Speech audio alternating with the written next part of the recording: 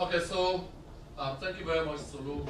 I mean, you spoke around issues of knowledge management, retaining much needed skills, expertise, and experience so that with future outbreaks, we do not have to scamper all over the place to look for the people with the right caliber and timber to respond instantaneously.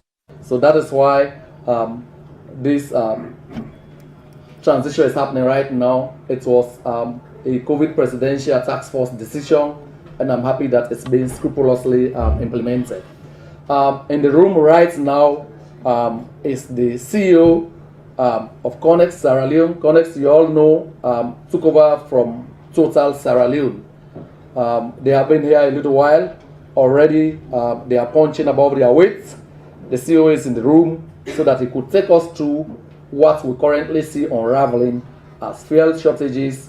He can give us the local, global, and probably share some history with us from his home country, India. Ladies and gentlemen, it's now my pleasure to welcome the CEO, Conex, to the podium. Thank you.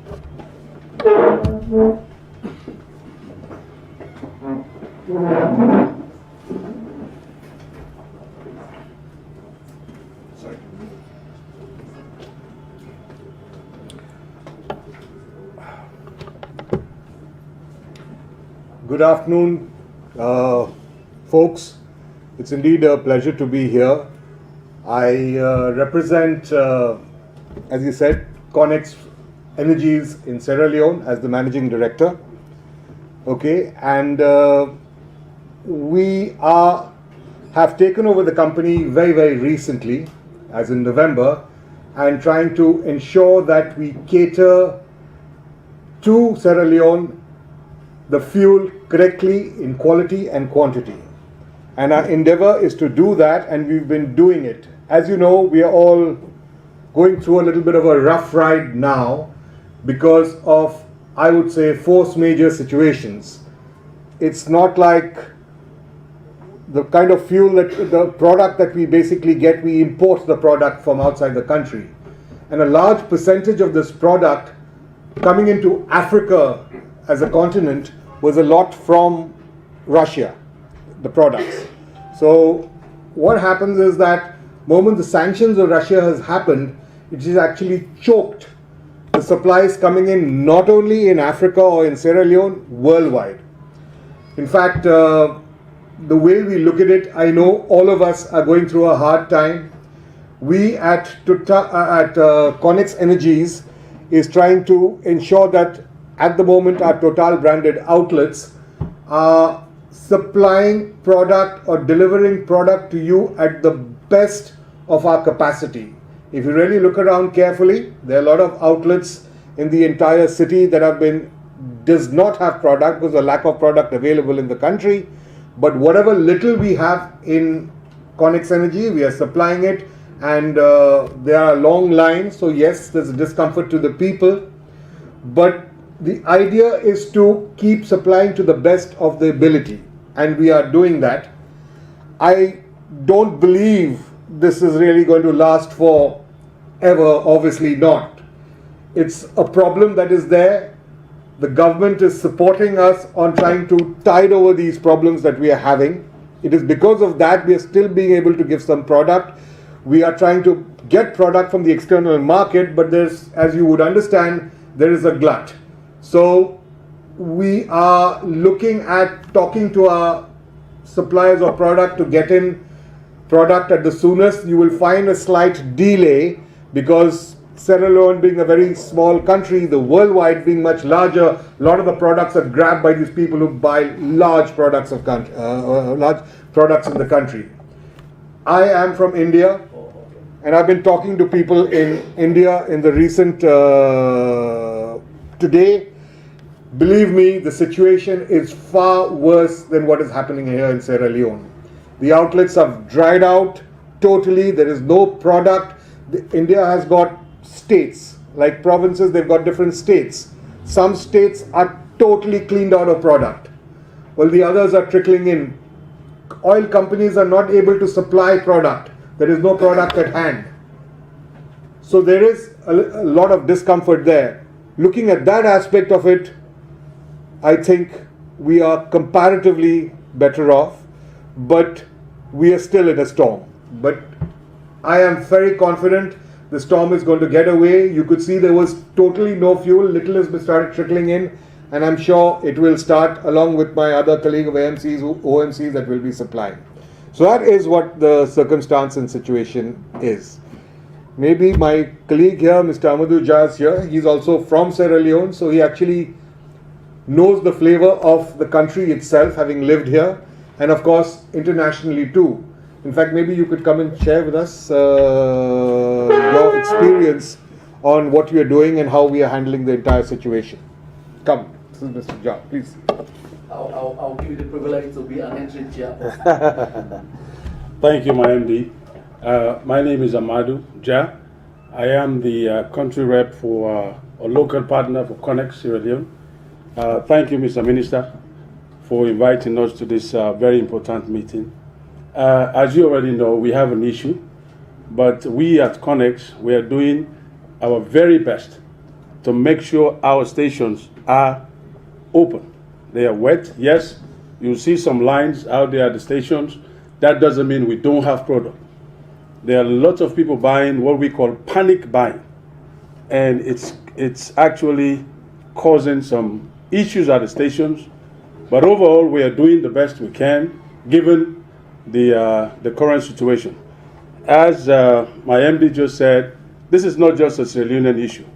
It's a worldwide issue. To those of you that have access to the internet or news, you see what is happening. And the government is doing its part, helping us to do what we can do in-house to make sure product is delivered to the people. But again, we're doing the best we can. So be rest assured that you will see the lines. Let that don't scare you off, because people are coming in with jerry cans, we call gallons, to buy for the generators and what have you not. But overall, there is fear, and I believe our colleagues, NP and Leone, they're also doing their best to keep their stations running. But again, I want to thank my MD. He has been working diligently with the team to make sure there is product in the market, and PRA also is helping us, and all the other agencies that are connected to this industry. So in lieu of that, I think we've covered most of the information. If you have a question, please feel free if that's the case. But for now, that's all I have to say. Thank you very much.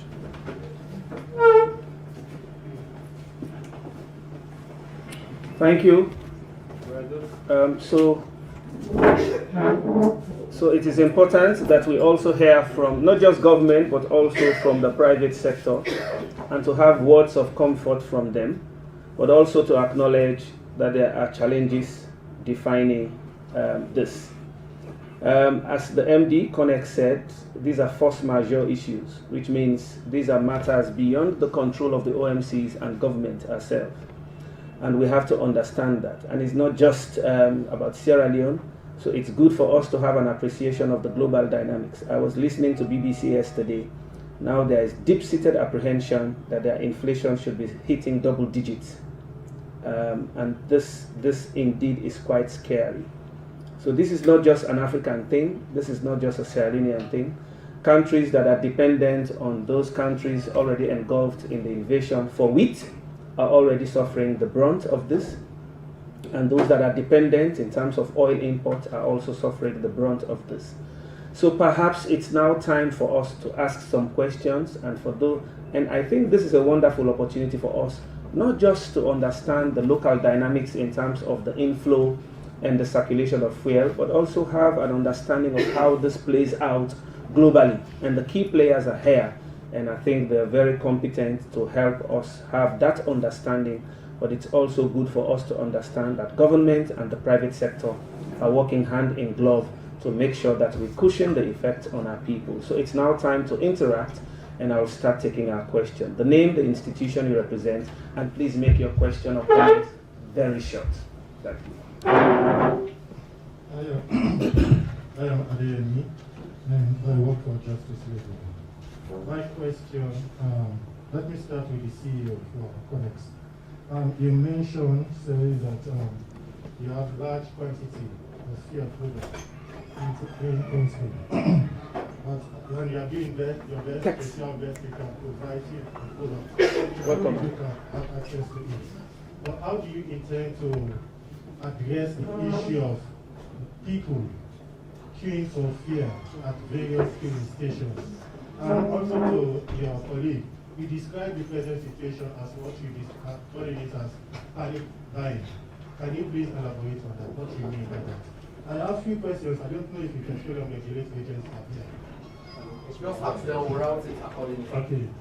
I did an interview with the Petroleum Dealers and Transporters Union, and they raised series of concerns. One has to do with the increment, the 10% we are calling for. That they have raised that concern, and Petroleum Regulatory Agencies maybe I'm looking at it with the right eye, and they have asked that if they refuse to adhere to their concerns, they will ask their members not to buy or sell the products. Another issue has to do with their membership. Since the establishment of the Petroleum Regulatory Agency, the petroleum dealers have no representation the Petroleum Regulatory Agency board. And this is something which they have been calling for. And when it comes to negotiation and consultation with regard prices of fuel, they have not been included or neither get in touch to know their concerns and challenges they are going through. And so they are asking that they need a representation at the board. And lastly is We have to guard against monopolizing the floor. Except if you are speaking on behalf of all your colleagues now. Thank you. Thank you for that consideration. Yeah. Vincent Jadmomo, New Vision newspaper. From the CEO or the country rep, you did say bigger countries are having large blocks of this fuel, whereas the smaller country like ours have a smaller quantity. What is the fit for Sierra Leone for the continual flow of fuel in our country? Then, again, number 2 question, I want to know if there is enough fuel. Okay. Thank you. Last question. We'll take this as the last for this round. I'm of the Watch newspaper. On record, a similar recession took place in the early 70s, caused by European countries, if you can remember best. Yes, Mr. Chair, to inform you, sir, the World Time of the Petroleum Agency here built out the commercial records about as recommended by the National Commission for Privatization. That's area. Why can't you bargain much more better for the petroleum company to bail out these petroleum companies on terms of subsidies so that you can be able to minimize the impact of this price, this fuel increase? Can I come on to you, sir, Mr. Our Honorable Deputy Minister of Information and, of course, Communications, about this NACOVAC issue, getting to NACOVAC to the Public Health Agency. Do you have plans to train Sierra Leoneans for unseen public health emergencies in the near future so that we don't have to depend on experts while our people are dying? Thank you very much. Thank you very much. I'll ask our friends to respond to this first round of questions. Thank you. Can I be heard? I think I'm loud enough. Yeah. Yeah.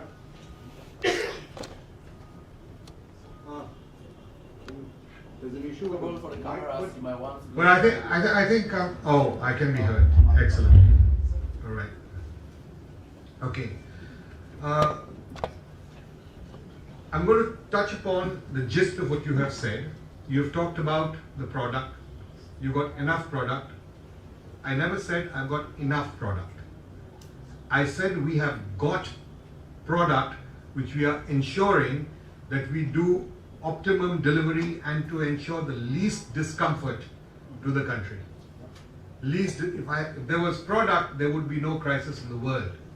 I explained to you that we are sourcing this product internationally, and there is a force majeure situation in the world So within that, in spite of Sierra Leone being a small country, where one would expect there would be least priority, which actually is, of the international people giving product, but in between that, we've been able to still extract product and bring it to the country. So you've been seeing some retail outlets, believe you me, it's not been easy. It is like our people are working overtime, all the time given to a situation to ensure that the product comes in. It's not easy. But we are trying to get that happen, because when there's no product happening at all and you're asking for product, initially it's like, look, I don't know. But then within that, we are extracting the product. So that's what I was trying to say. Regarding the long queues that are happening, it's natural, okay? If there is no product in the country, people, and gradually the number of outlets that are selling are naturally reducing because of low products. We've been somewhat marginally okay with supplies, as in some of our retail outlets have been open. If you've seen the last weekend, which was a total glut in the entire country, you would find the Total branded outlets of Conex Energies still giving fuel in a lot of outlets. But that cannot go on forever. It will reduce a little bit till the next consignment comes in, which we are pushing hard for it to come in, and I'm fairly optimistic it will come in pretty soon, okay, to again take care of the situation. It's a little longish run, but we'll ensure that you don't get into a situation where the country dries out. We will keep, but in order to keep that, the public also needs to hold hands and understand conservation of the fuel. I mean, my personal request to you people is, when you're at home, and if you're not at home, please do not keep your air conditioners on. Put it off so your generator load is less. You know, use minimum energy possible to conserve. Other than this situation, it's a world thing. We need to conserve energy. So please function in a way that you reduce your intake of energy. That itself, if you really look at it done in bits of individuals and bits of families, itself will lower it. Please stop hoarding fuel. Don't buy fuel, don't do panic buying. We're okay, we're running okay, we're having a little rough ride, but buy enough to cater to yourselves. Okay, don't buy enough to keep yourselves ready for a couple of months. You're denying another person who's probably in need. Don't do that, please. The other thing is, when you fill your bikes or your cars with fuel, my request is, kindly take enough fuel for your need and a little bit more. Don't fill up right to the brim. You're denying other people because they're short of fuel. So these are the measures that you take. Worldwide, these are the measures that are taken, okay? And there have been situations of issues of fuel worldwide which have been met. It's never come to a situation like everything is dried up and things have come to a standstill. It will not happen. It will not happen. But you too need to play your part on conserving the kind of fuel that you have. So that's my limited point. Thank you very much. So just to respond to the bit on NACOVAC, again, as I spoke about the transition, ultimately it would have to require having a public health agency legislation to handle it. But in terms of expertise, yes, we are committed to building the relevant expertise. There are people who worked during EVD and who placed their services at the disposal of NACOVAC in the course of COVID-19. For example, the current chair was head of surveillance. We have pillar leads now in NACOVAC who also worked during EVD, so they will continue to lend that expertise. And in some colleges now, they are offering public health, and we know this is a major public health crisis.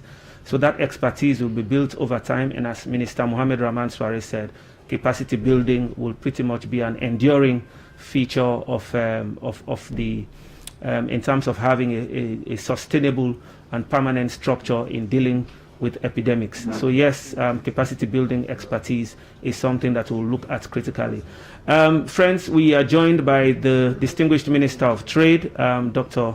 Hinga Sandi, as well as the Press Secretary, State House and Presidential Spokesperson, Keketoma, Yusuf Keketoma Sandi, Esquire, who would, after the second round of our session on the fuel crisis, would also have to talk to us about His Excellency's visit to Vietnam and Turkey, and perhaps other related matters. But that is when we would have disposed of the bit on the fuel thing.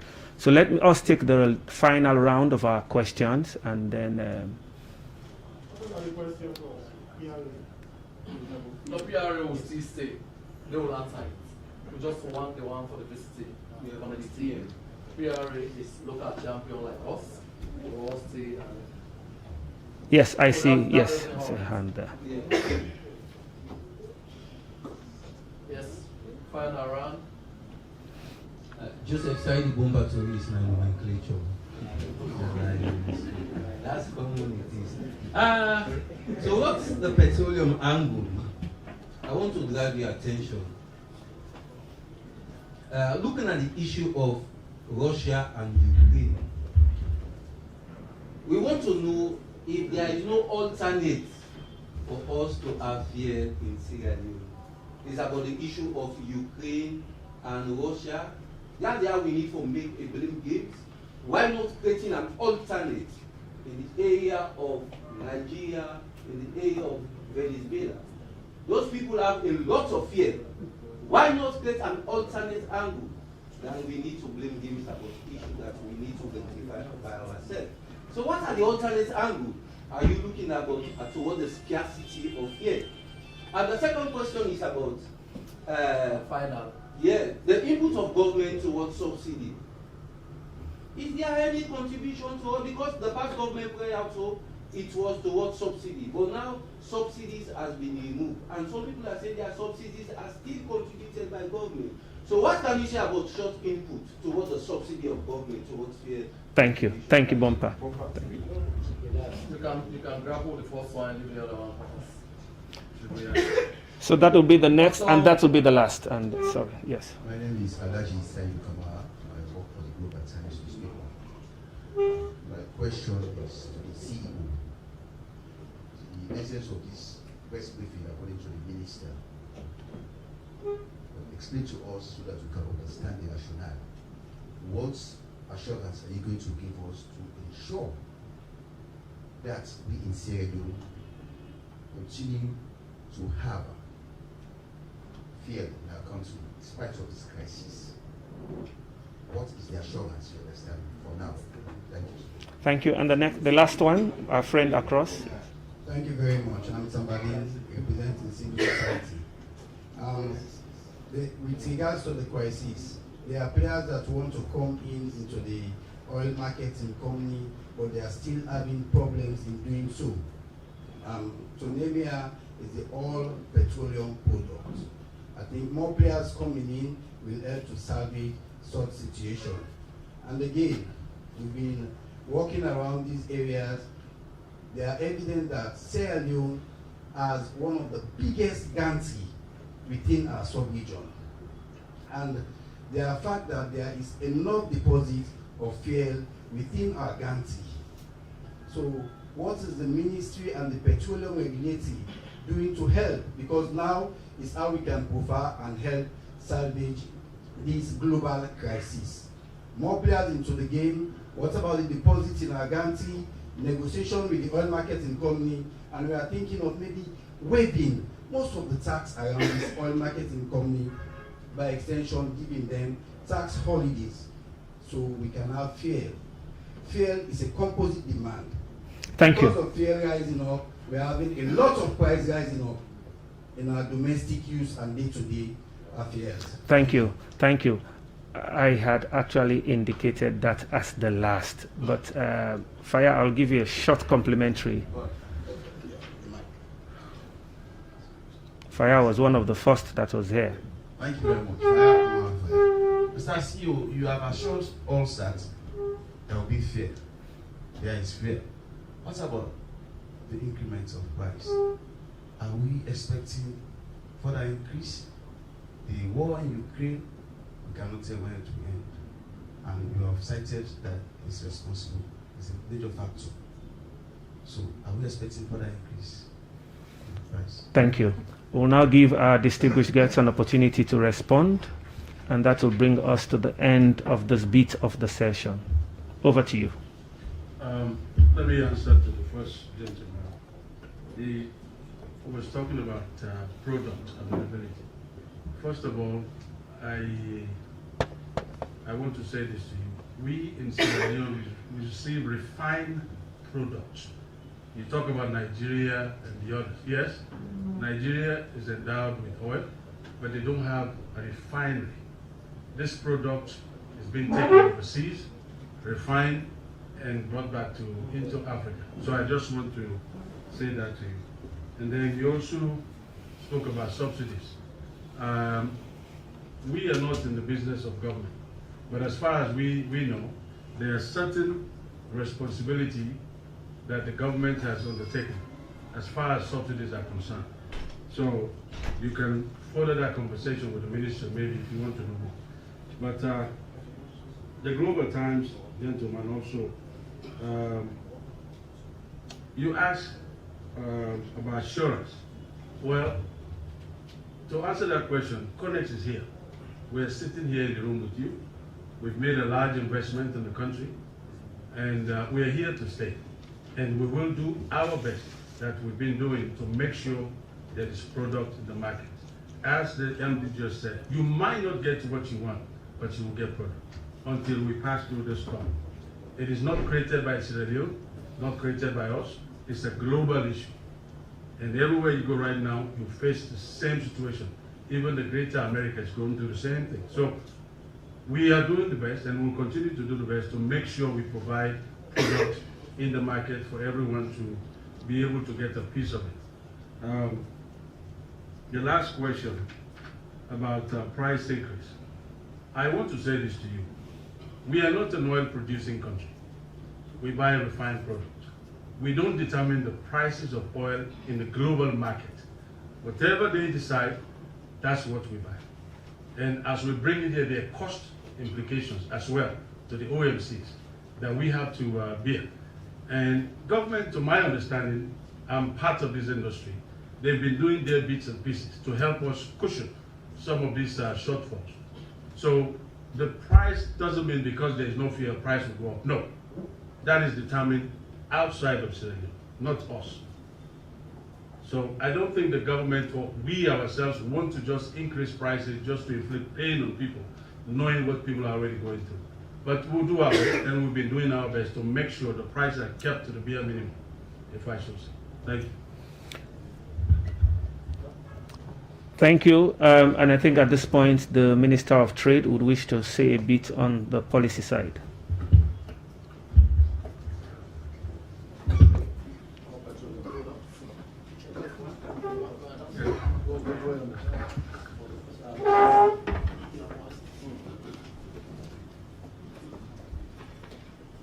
Thank you very much.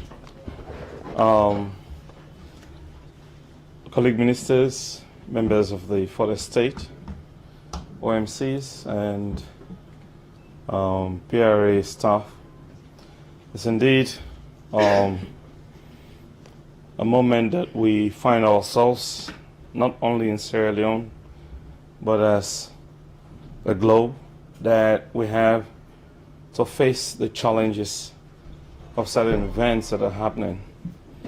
I see a number of people asking questions around whether we can source fuel from other countries. I'm not sure if any one of the OMCs here even buying for petrol from or petroleum products from either Ukraine or from Russia. The fact is, when one of the two biggest suppliers of petroleum product is in conflict, there's going to be a short supply. And when there is a short supply, then everybody around the globe will scramble for what is available. So simple market rules. The demand is going up, the supply is ensured. And there is no fuel that comes to any market that is written on it Venezuela fuel or Ukraine fuel or Russian fuel or American fuel. Fuel is fuel. People buy it at the global level, so they trade it as a global commodity. So to say that we have Venezuela, are we talking to Venezuela?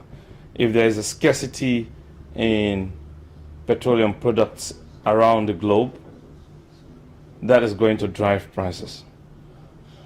And that will have implications on the pump prices across the world. You must have heard that even in the United States, you have fluctuations in the prices. It's the plots that determine the pump price of petroleum products in various countries.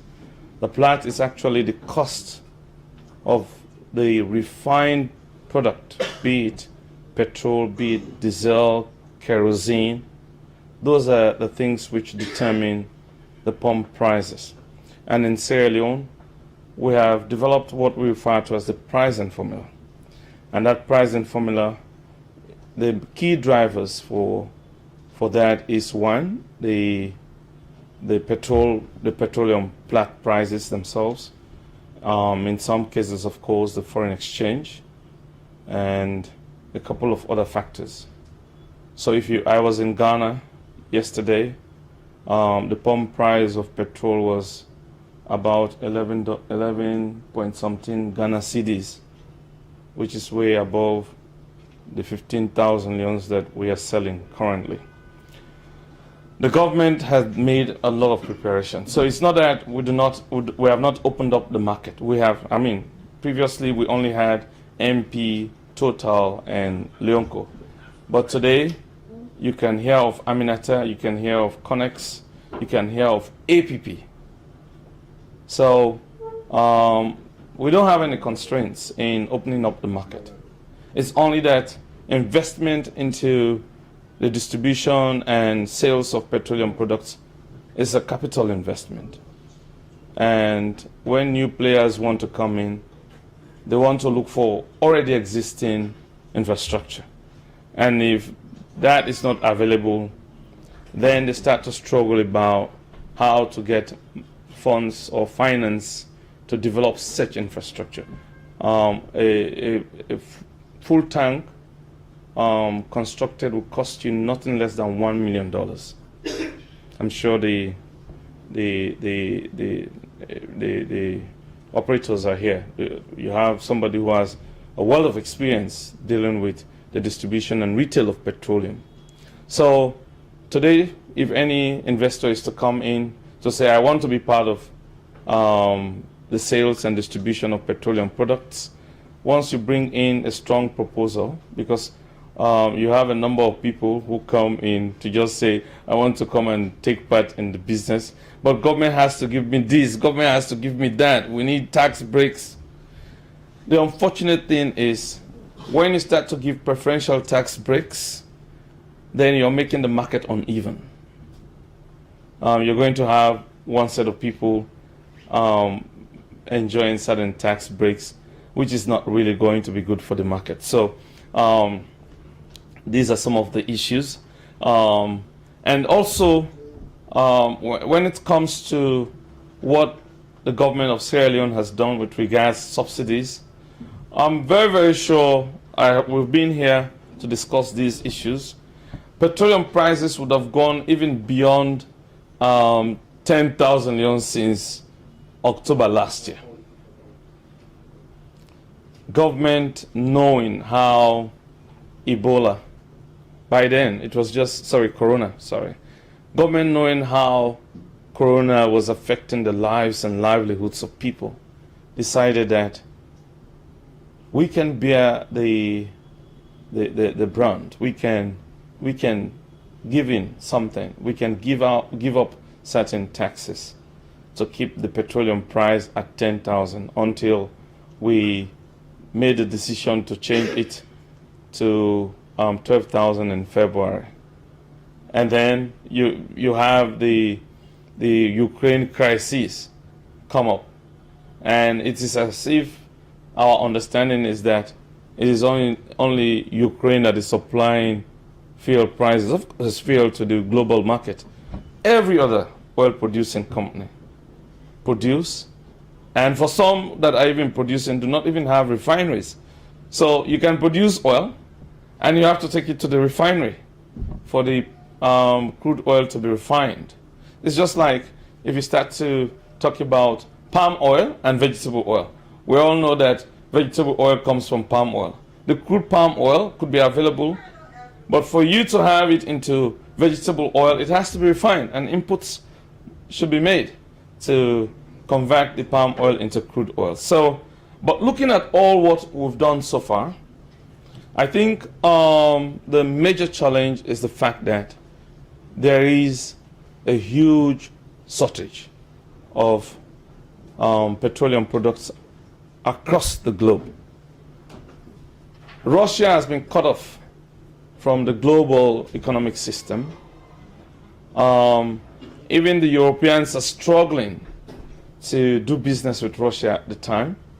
Even when they are doing business, somehow, because there is a constrained environment, you realize that the prices of products are going up almost on a daily basis.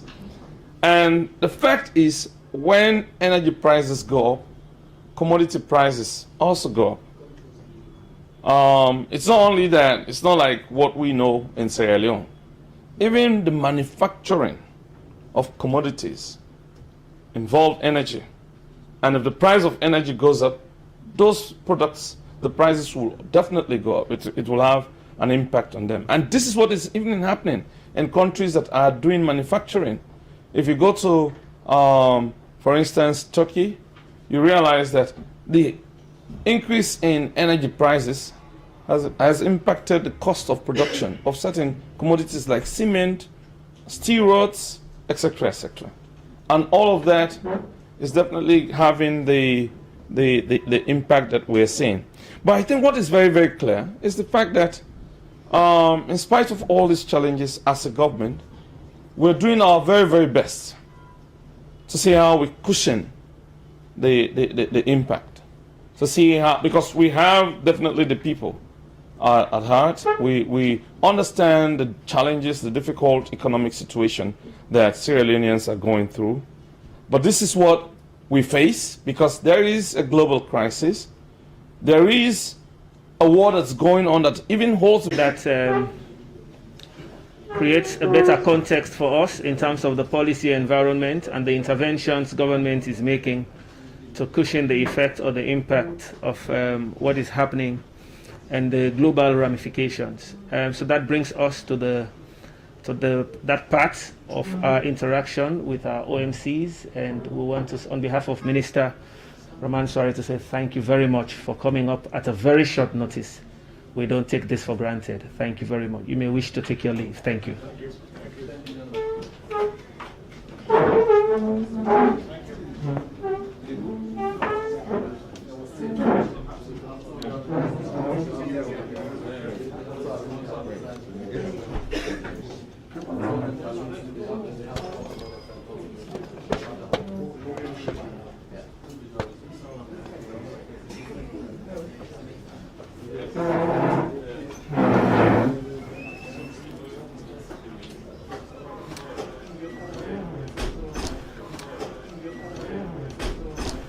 To hearing, and this relates to His Excellency's visit to the Socialist Republic of Vietnam.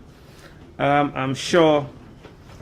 So now we have with us the press secretary and the presidential spokesperson, Yusuf Keke Thomas Sandy, and it's my pleasure to bring you on to speak to His Excellency's visit to the Socialist Republic of Vietnam and perhaps other issues. I'm sure you will veer into Turkey. Press secretary, please.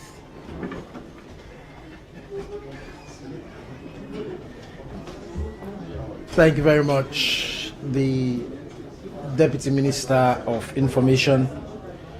And I want to start by thanking the Minister of Information for piggybanking on the press conference that was specifically for the OMCs. colleagues, distinguished ladies and gentlemen, you recall that on the 10th of March 2022, His Excellency the President departed Sierra Leone for Turkey and Vietnam, where in Turkey the President attended the Antalya Diplomacy Forum, which was slated for the 11th to the 13th of March, on the invitation of His Excellency Recep Tayyip Erdogan of Turkey. And from Turkey, the President also proceeded to Vietnam for a state visit.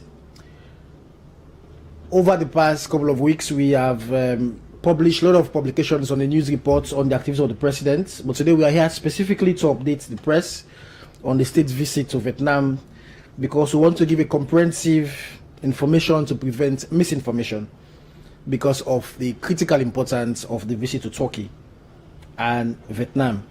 So what we'll do, we've prepared a briefing note which we would share with members of the Fourth Estate, because obviously we'll not be able to cover everything here. And I'm also joined here today with the Chief Technical Advisor to the Chief Minister at State House, Dr. Musa Paka, who will also be here to provide additional information should the need arise. So what I'll do, the Honourable Minister, is just to take them through the briefing statements and then avail ourselves for further questioning. We're also very happy that the Minister of Trade was also part of the trip to Vietnam. So should the need arise as well, the Minister of Trade is also here to also provide further information on the trip to Vietnam. So on Monday, 21st March 2022, His Excellency Dr. Julius Maada Bio returned to Sierra Leone after a successful 6-day state visit to the Socialist Republic of Vietnam at the invitation of the Vietnamese counterpart, President Nguyen Huong Phuong. President Bio is the first sitting Sierra Leonean leader to visit the country in the 40-year diplomatic relations between the two countries. The purpose of the state visit was to strengthen political and economic ties with the Socialist Republic of Vietnam.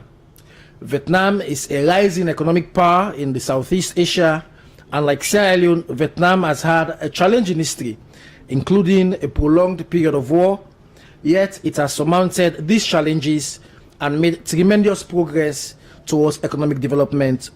For instance, in just over 2 decades, Vietnam transformed itself from being a rice importer to the second largest rice exporter in the world.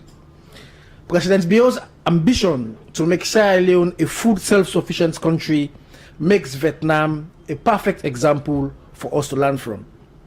The President's delegation included the First Lady and other high-level government officials, including the Chief Minister, the Minister of Finance, the Minister of Foreign Affairs and International Cooperation, the Minister of Agriculture and Food Security, the Minister of Fisheries and Marine Resources, the Minister of Planning and Economic Development, the Minister of Trade and Industry, and our Ambassador, Ernest Domaina. Also among the President delegation, we are private sector operators who share the responsibility to foster business-to-business relations between Vietnam and Sierra Leone. Now, what were the key engagements? First, the President and his delegation held bilateral meetings with the President of Socialist Republic of Vietnam, the Prime Minister, and the National Assembly Chairman. At the provincial level, President Bio also held talks with the Secretary and the Governor of An Giang Province, and these leaders held discussions on strengthening the bilateral relations between Vietnam and Sierra Leone. Secondly, in collaboration with the Vietnamese Chamber of Commerce, the Chief Minister also organized a business forum in Hanoi for Vietnamese and Sierra Leone private sector operators to exchange ideas and network. This business forum also provided an opportunity for the President to engage with potential investors. Third, the President also held talks with the leadership of the Vietnam Academy of Agricultural Sciences, VAAS, and the Rice Research Institute to gain insight into how Vietnam has employed science and research to boost agriculture and rice production in particular. President also used the opportunity to tour the facilities of both VASS and the Rice Research Institute. Lastly, the President and his delegation also embarked on field trips in the Mekong Delta, where the President toured the largest fish farm in the world, the rice farms, and Vietnam's premier rice processing factories. So what were the outcomes and the agreements that were signed? The two countries agreed in principle to strengthen political ties and agreed to collaborate at the multinational levels, including at the UN and the African Union. On agriculture, the president of Vietnam assured Sierra Leone of collaboration to boost productivity of the sector in Sierra Leone. Also, the Prime Minister also requested Vietnamese research institutions to work with Sierra Leone institutions to provide expertise and share technologies, especially around rice production. The delegation also engaged the two countries with Sierra Leone to facilitate government-to-government collaboration. MOU was signed. The delegation VAAS processing factories, another MOU in Sierra Leone, and technological innovation. In conclusion, His Excellency the President's visit to the Socialist Republic of Vietnam was very successful. The engagement with leaders at both national and regional levels, experts at institutions, and the private sector have not only strengthened the bilateral relations, but also provided goodwill for Sierra Leone. On that note, the briefing that has just been read would be shared to colleagues, and I'll rest there so far, Mr. Minister and the Deputy Minister, for any questions, or if the Minister of Trade would want to add any further information on the visit, and I'll take my seat. Thank you very much.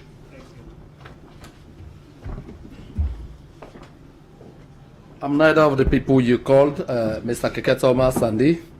For much younger people in the room, I'd like to share an experience acquired as a minister with the team, which will help situate this conversation in a context. I met an African minister, an East African Minister of Foreign Affairs, during the maiden visit of the Media Freedom Coalition in London. The minister told me, you know, we were having a conversation. He said, oh yes, I know your country, Sierra Leone. He said, your former president used to come to my country anytime he was in East Africa, you know, to collect some Kiara rice. Kiara rice is grown in the country in East Africa. He said to me, anytime that president was in East Africa, whether it was Rwanda, whether it was Uganda, it was Kenya, wherever he was, he must go to that country to collect some portion of Kiara rice to bring home to Sierra Leone. So the minister told me, oh no, he said, I know your country. He said, your president used to come to our country. He liked Kiara rice so much. So why am I boring you with the story? You know, this has been a tragic failure of leadership. That is why we are still grappling with issues around food self-sufficiency. That was an opportunity for that president to have brought that rice variety here, if he liked it so much, to grow it, right? So that Sierra Leone would have been producing that rice by now. But this was in the 70s, 80s. Yeah? But that president used to go, this was, this president was Siaka Stevens, I'm told, the foreign minister of Tanzania told me this. Yeah? He used to go for Kiara rice, whether he was in Rwanda, Kenya, Uganda, he would go to Tanzania to collect a portion. He liked it very much. So my question was, why did he not bring it to grow it here? So President Biya wants to change that narrative. So he was in Vietnam, amongst other things, to network, to hobnob with the movers and shakers of events in that country, so that Sierra Leone, in the end, could also become food self-sufficient. He did not go for a portion of that rice to bring here because he likes it. You know, because we all eat Vietnamese rice, we like it. So this is a shift in leadership paradigm I just wanted to share. You know, so my colleagues now know the conversation is very well situated. You can come on. We started bilateral relations with Vietnam in 1982, at a time when, you know, the press secretary is already punchy above his weight. I'm not sure he was around, but he's a good man. So, ladies and gentlemen, the team members, the minister, and others could speak to the issues. Thank you.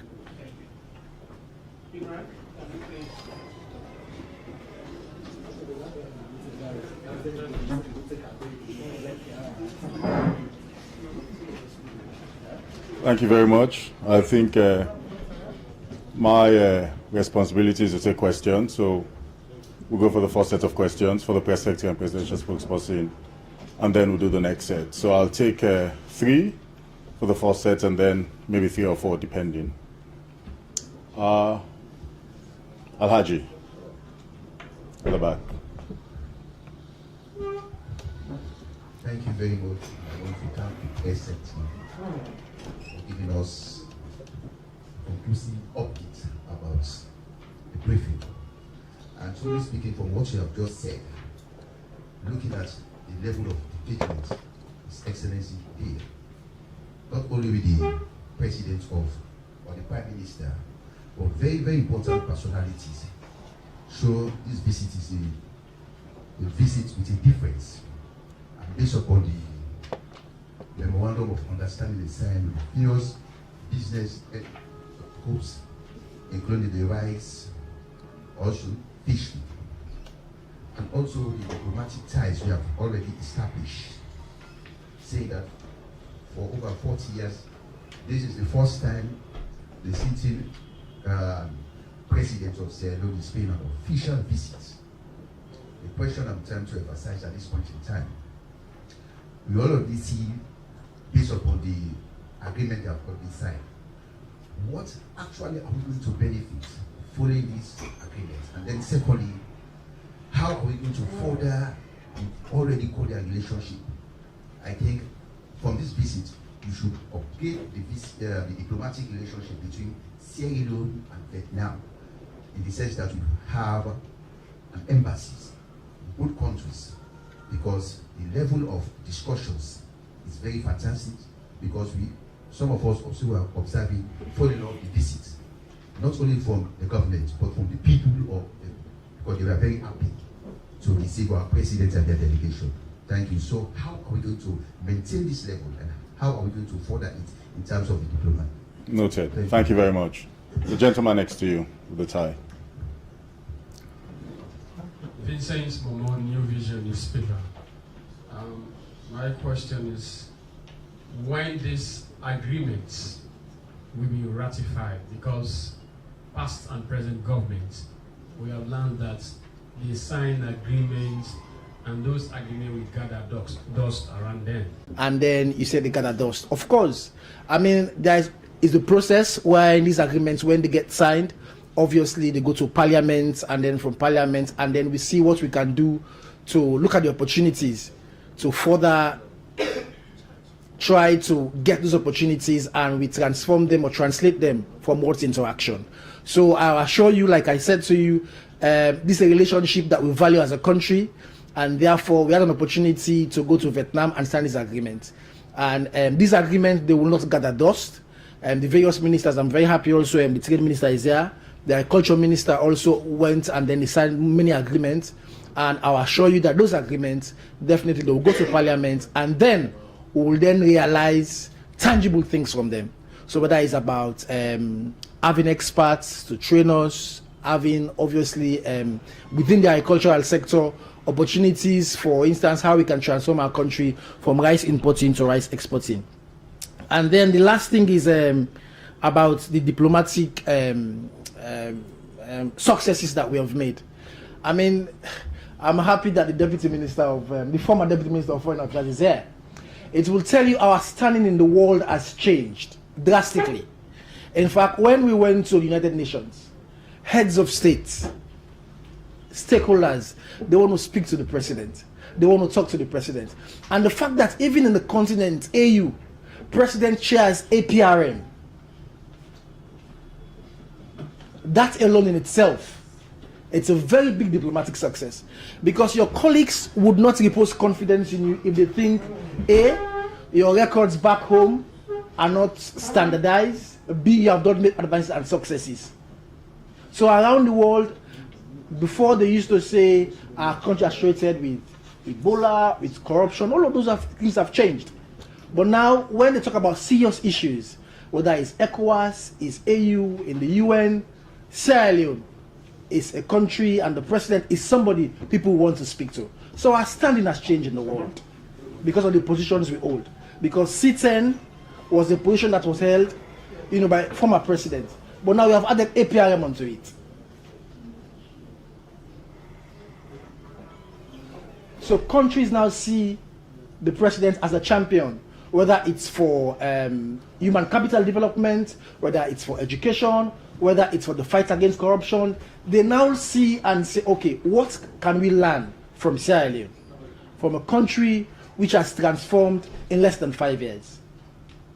So I think there are many things we will talk about, there are many things we will say, but the most importantly is, before we came to office, you also remember all our financial institutions, they have all left us. They abandoned us because of the way we're managing our resources and finances. It takes a president with the credibility internationally to restore that hope, whether it was IMF, was the World Bank, and those institutions to come back and then start talking to us and then start supporting and helping us. So I believe there are many things that we can point to, there are many things that we can say, diplomatic, that we've achieved, whether it's by the position it now carries, whether it's by the status it now occupies, whether it's at the UN. And for the very first time, the Deputy Minister of Foreign Affairs will also tell you that, the former Deputy Minister of Foreign Affairs will tell you that Sierra Leone even submitted at the UN an agenda to talk about victims of rape and sexual violence. For the very first time, Sierra Leone did that. So countries around the world would not support you if they think your president or the head of state is somebody who does not have the global standing. So there are tangible things to show for that. There are things we've achieved from that, but it's always a work in progress. And the president believes that we have now transformed our country from all those things which we used to associate to our country to now positive things. So I think our rest so far to invite Dr. Baka, if he has anything to add in terms of maintaining and further the relations with Vietnam, if he wants to add anything, and then invite the Deputy Minister of Information as well after that.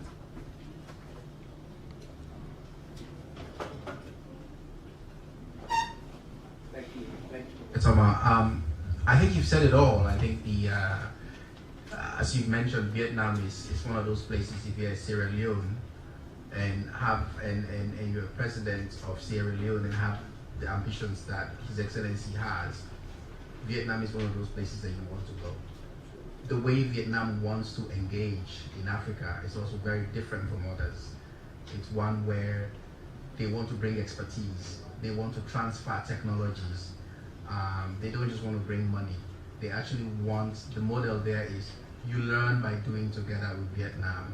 And I think it was a great place for the president to go. I think the ministers that went are keen to follow up. They will follow up, and there's a lot Sierra Leone can benefit with regards to agriculture, aquaculture, and other investment opportunities that the private sector that went will be able to follow up on. I think that's what I'll add and I'll stop there.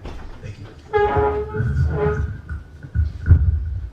So I was part of the delegation, and one of the key achievements is that our bid for the non-permanent seat on the UN Security Council, at least we had a note from the Vietnamese side that they will definitely support Sierra Leone in that bid. So I think that's another big diplomatic achievement. But beyond that, imagine 40 years of diplomatic ties between two countries, and the trade volumes we're talking about is around $55 million. I think it's very, very modest. It's very, very small. It's a humble trade exchange. So part of the visit was to actually see how we bring our own private sectors together and see what we can do in improving on the trade volumes. There is so much Sierra Leone is producing that Vietnam needs, and there is also so much the Vietnamese are producing that Sierra Leone will need. And like Dr. Parker just mentioned, Vietnam is not just producing quantity, they're producing quality. The technological advances they've made are truly areas that Sierra Leone would want to tap into.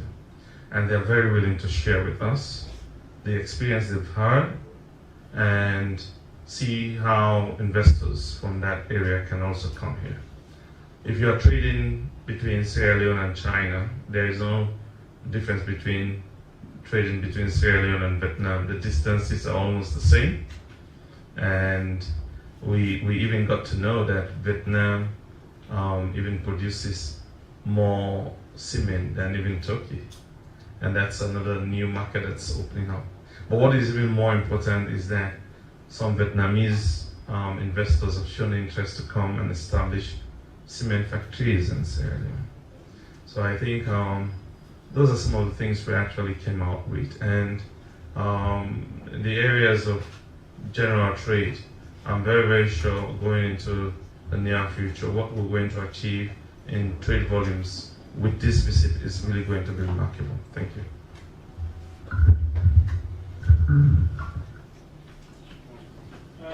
Thank you very much. And I think this issue about traveling, and thank you, Keketoma, for indulging me to say a word on this. When President Bio travels, I believe he travels not because he likes to travel. And I will share this with you. I will share my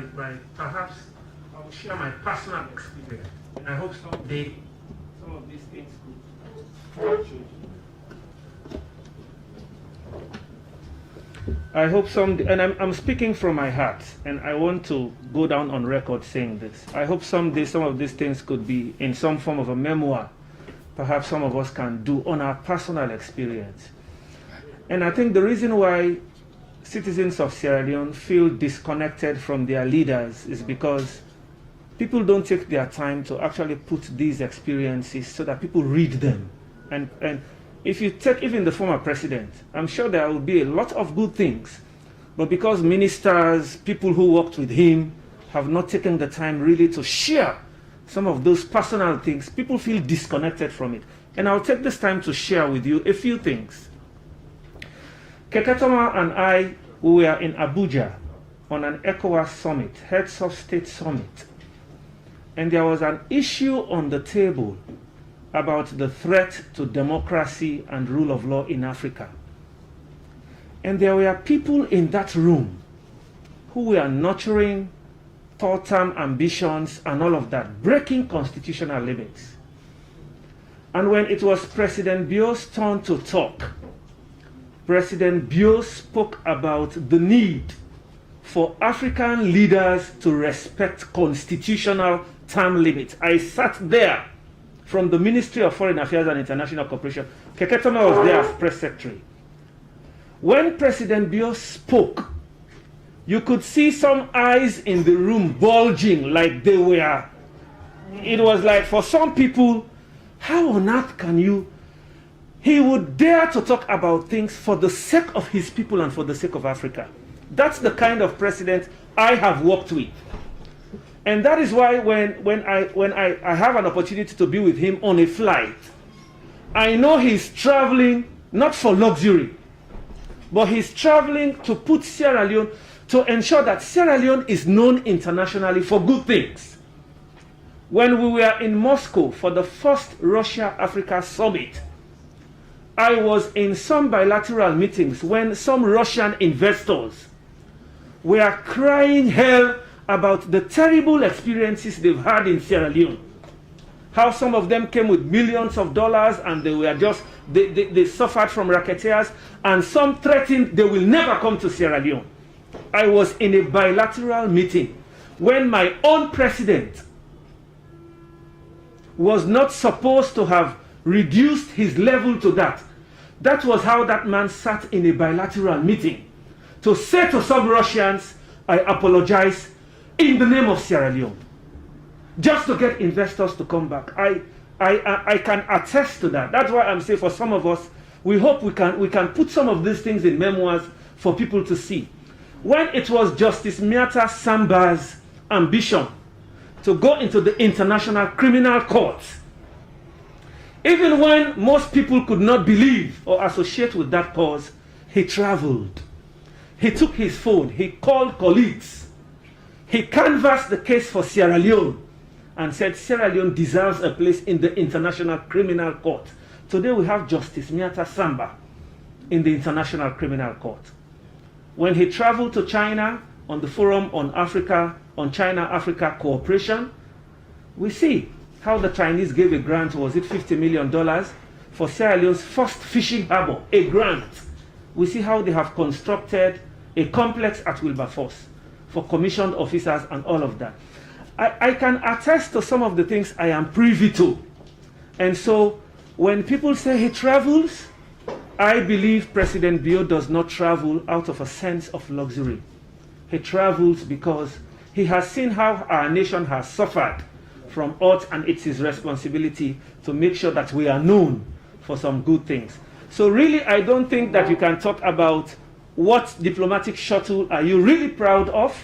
I would say that there is quite a range of travels, but I believe any of those travels he has embarked on, it is really for the good of Sierra Leone. Thank you. Well, thank you very much. I think we'll do just one bonus question. One.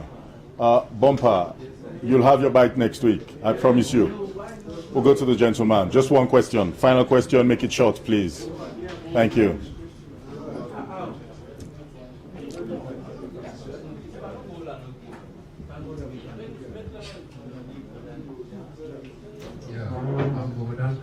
I report for EU Citizen newspaper. My question here is for the presidential spokesman. First of all, I would like to know how soon we will start to benefit from this agreement, and secondly, also the actual budget for this trip to Vietnam and Turkey. Thank you. Thank you very much. And that's it. Press Secretary.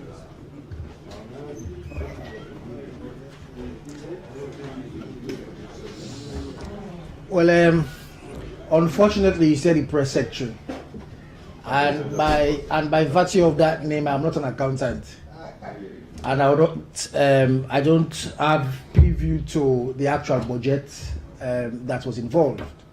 But I think if you're asking the question in the context of whatever was spent, if it's commensurate to the returns, if that was the rationale of the question, I'll always say to you yes. Because when we do these trips, in fact, most of the time, some of the trips that the president does, he is so cautious in terms of the number of people that goes, and he explore opportunities, how we can probably have, if we have opportunities for flights, which are private flights, which he can get from his colleagues, he will get them, rather than have commercial flights that would cost us lots of money. And many of these trips that he's making.